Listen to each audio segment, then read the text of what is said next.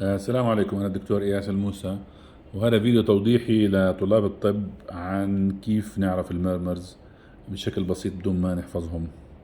هذا مجسم للقلب.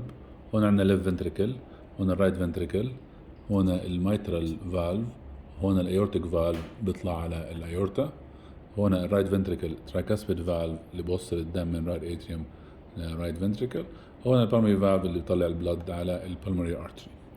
لما تشوف ميرمرز او تسمع ميرمرز تذكر where is the direction of the blood. مثلا this is the left ventricle. If you have mitral regurgitation, the blood will go through the left ventricle to the mitral valve, through the mitral valve to the left atrium.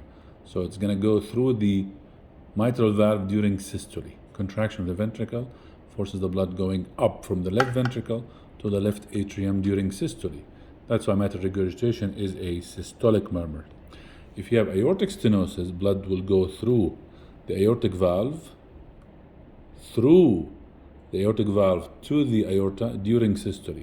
The left ventricle contracts, blood goes through the stenotic valve to the aorta during systole, so this is a systolic murmur. Mitral regurg systolic, aortic stenosis systolic. Same for the right side. Right ventricle, tricuspid regurgitation, blood goes from right ventricle to right atrium, up during systole to the right atrium. Tricuspid regurg is a systolic murmur. If you have pulmonary stenosis, blood goes from the right ventricle to the pulmonary artery through a stenotic pulmonary valve during systole, so this is a systolic murmur. So tricuspid regurg, pulmonary stenosis, aortic stenosis, mitral regurg, the blood is going up during systole, so this is all systolic murmur.